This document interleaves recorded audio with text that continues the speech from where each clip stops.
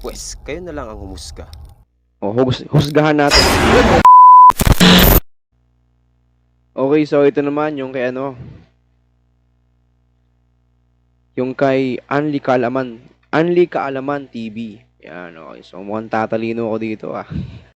Gusto mo mamaya ng 45? Okay, so play na natin to. Alright. Sa araw na ito, manonood muna tayo ng 10 nakakatakot na video na hindi ko rin alam kung totoo o hindi. Pwes, kayo na lang ang humusga. O, husgahan natin. Gago ka! Kapag sinukat mula 1 hanggang 10, Tang inang yun, ah. Ayop. Kalo kakainin ako eh. Putang kita. Ay, naka. inang gaano kalakas ang loob mo para manood ng mga nakakatakot na video. Dahil tanging ang malalakas ang loob lamang ang makakatapos ng mga video natin ngayon. Malakas loob ko. Ugong! Pwes, malalaman natin yan. Talaga. Barinig kita sa mukha eh! Witch sa kagubatan. Isang grupo ng magkakaibigan ang pumunta sa gubat, hindi para mamasyal kundi para guluhin ang nakatira doon. Pinost ni Enrique Glue sa Reddit ang video na ito. Habang naglalakad sa kakahuyan, nakakita sila ng talagang creepy na nilalang.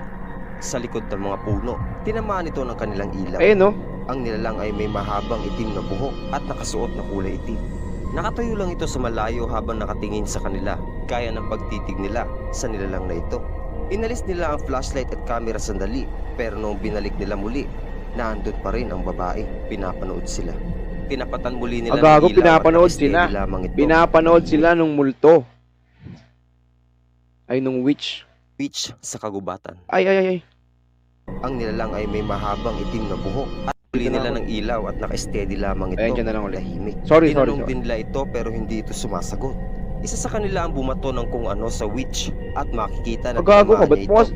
Dahil Ba't mo naman kasi babatuin? Ano ba pakialam mo? Tang ina, magagalit sa'yo yung witch na yan. kitang-kita na tumumba ito. Pero bigla na lang silang nagtakbuhan papalayo. Matapos ang engkwentrong ito, iniisip ko kung inabutan kaya sila ng nasabing witch. Gago men, sinaktan nyo kasi yung witch. Habulin talaga kayo ng puta. Stalkers sa building. Kung sakaling ikaw nararamdaman mo na may sumusunod sa'yo habang nasa abandonadong gusali, ang gagawin mo na lang siguro ay umalis. Subalit ang lalaking ito ay tila ba na corner. Nagawa ang video noong November ng 2021 ng grupong Paranormal Me. Tila raw may demonyo sa nakakatakot na gusaling ito. Habang tumitingin ang cameraman sa mataas na gusali, maririnig na ang mga salamin ay nababasag sa gilid. Nag-imbestiga siya pero wala siyang makita. At sa may bintana, isang malakas na ingay ang narinig mula sa itaas. Hindi malinaw kung saan nanggaling ang ingay pero lalo lang itong nagpa-creepy sa itsura ng hagdan na ito. Habang lumalalim ang dilim, merong nahulog na mga sinasalang tamik mula sa Oy, itaas may na sumilip. pader. Isang nakakatakot na nilalang na nakaputi ang kanilang nakita. Tumingin ito sandali sa camera bago ito umatras ng dahan-dahan. Ayun, kala mo may sungay, no? Ayun, no? Kala mo may sungay na, ano? Ano kayang intensyon ng nilalang na ito? Maya-maya, habang nasa hagdanan, maririnig ang yabag ng paa mula sa baba paakyat.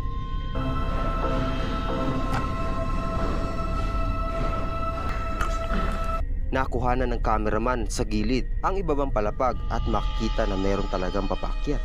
Ang yabag ay papalakas ng papalakas na talaga namang kikilabutan ang kahit na sino, maliban na lamang sa cameraman na ito. Habang tumitibok ng mabilis ang puso natin, sa bandang huli makikita ang isang lalaki na walang suot na damit at nakaputing pants. Pero meron din siyang dalang flashlight. Mukhang hindi ito isang paranormal. Oo, tao yan, Subalit syempre. nakakatakot May flashlight, ang ganitong uri ng stalker. Dahil alam naman natin na ang mga estranghero o stranger ay maaaring mas nakakatakot pa kaysa sa multo. Tama, mas nakakatakot pa talaga yun. Multong driver. Alam natin na meron ng kotse na driverless, pero ang isang ito ay hindi isa sa mga yon. Na-upload ang video na ito noong April 2013. Isang misteryosong sasakyan ng kusang umandar malapit mismo sa tollgate. Ang ilaw ng sasakyan ay nagpapatay sinti habang umaabante ito. Kumuway ang toll booth operator, pero hindi pa niya ito napapansin. Hanggang sa nakita niya ang pinakanakakabilib na bagay. Walang nakaupo sa driver's seat. Ang toll booth operator ay tumayo sa kanyang upuan habang sumisilip sa sasakyan ng kinikilabutan. Ang monobela ay gumalaw ng pabalik-balik. Walang tao sa upuan, kahit sa passenger seat at sa back Ang seat. ina. Nilabas na ito ng toll booth operator at tumayo sa harap ng sasakyan habang tumitingin sa loob. Tanga mo, baka banggain ka. Ay, gago. Ang nakakatakot na nilalang na ito Gago ka. ay nagpakita mula sa taas ng kotse. Maitim na buhok at simputla ng multo. Tang ina, oh. Natumba na lamang Pangit. ang toll booth operator Pangit ng habang multo. nagmamadaling tumakbo papalayo. Ang Parang sa ano, no, The nakita Grudge. sa rear window ay Tama ba ako, The tuloy-tuloy Grudge ba umakyat sa taas ng kotse bago ito mawala sa paningin ng kamera. Totoo nga kaya ang video na ito? Pwes sa palagay ko, hindi maganda ang sinapit ng toll booth operator noong araw na yon. Witchy Woman.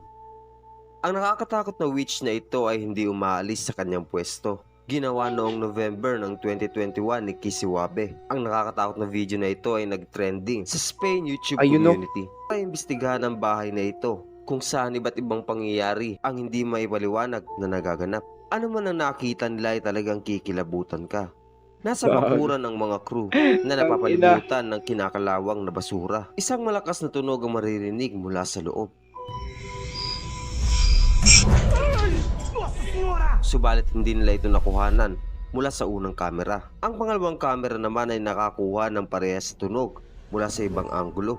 Kaya nga lamang, ang pinagmulan ay hindi mawari. Isang figura ang nahuli ng flashlight ng isang cameraman noong bumaling siya matapos marinig ang ingay. Pero hindi nila mawari kung ang figura ay multo o baka kasamahan din nila.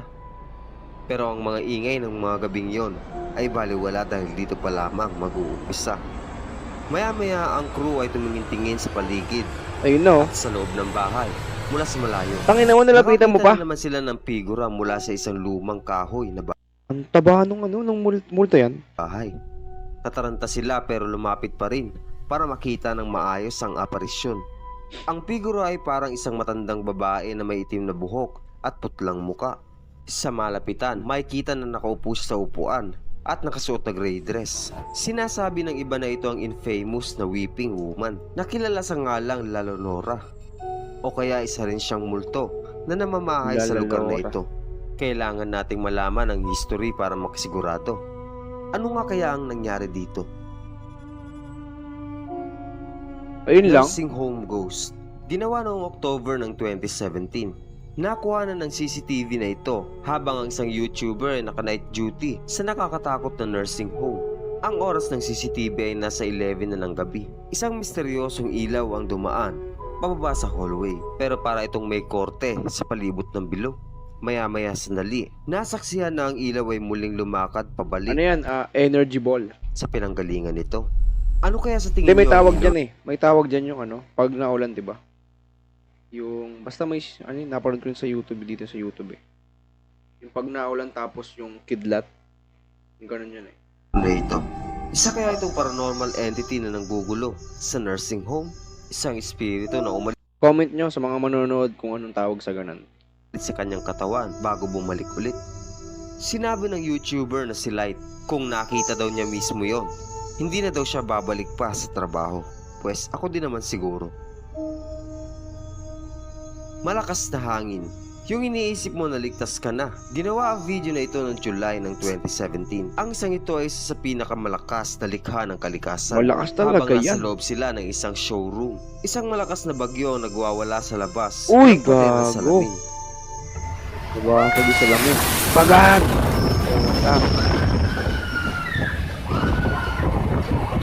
Grabe. Lalong lumakas ang hangin na para bang kinakarwash ang buong showroom habang nanonood sila at inaakalang ligtas. Binasag ng malakas na hangin ang salamin mula sa labas ng showroom at nagkagulo na. Nagsitakbuhan lahat papalayo sa salamin ng sobrang bilis habang sumisigaw. Nung madampot muli ng cameraman ang kamera, Sinilip niya muli ang nangyari. Makikita natin na ang bubog at salamin ay nagkalat sa paligid. Nananakbo pa rin ang mga tao dahil sa sobrang taranta. Hanggang sa nagdikit-dikit sila sa sobrang takot. Mula dito, makikita mo na hindi lamang ang isang salamin ang nabasag, kundi pati ang nasa gilid ay gumuho na rin. Pati ang kisame at gusali ay parang guguho. Oo, papasokin talaga Sana ng lamang hangin. nakaligtas ang mga tao dito at walang nasaktan. Ilaw sa riles. Meron kung ano sa riles na nanggugulo tuwing gabi. Ginawa ang video ni Panic Attack Scary Video in October 2014. At makikita mo na ang video na ito ay maaaring magbigay sa iyo ng panic attack. Matatagpuan sa Redo, Texas ang lumang kinakalawang na riles na ito na mayroong terribleng kwento. Ayon sa urban legend, isang trabador sa riles ang nagpasagasa sa tren. Maraming taon na ang nakakalipas. At mula noon, ang multo niya ay madalas makita tuwing hating gabi. Naglalakad daw sa tulay na may dalang lampara. Ang mga lalaking ito ay interesado kung makikita nila ang nasabing multo. Matapos silang habulin ng baboy ramo sa gubat, nakita nila ang riles na sinasabi sa urban legend. Saka nila nakita ang bagay na ito.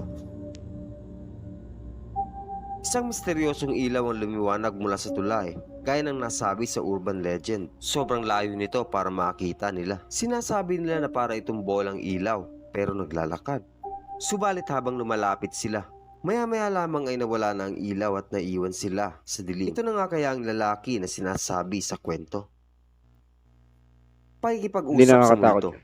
Kung mapapanood mo ang ilang video ng mag-asawang ito, siguradong makukumbinsi ka na ang bahay nila ay talagang isang haunted. Ito ay isa sa kanilang video, ginawa noong November 2021. Ang mag-asawang ito ay gumagamit ng EMF meter para kausapin ang espiritong Ayun yung nagngangalang maganda guys, Dave. no? Yung EMF meter na yan, no? Magandang ghost ano ba tawag? Ghost equipment. Na umaaligid daw sa kanilang bahay. Inaasahan nila na ang metro ay mamamatay. Pero hindi ganoon ang paraan ng pakipag-usap ni Dave.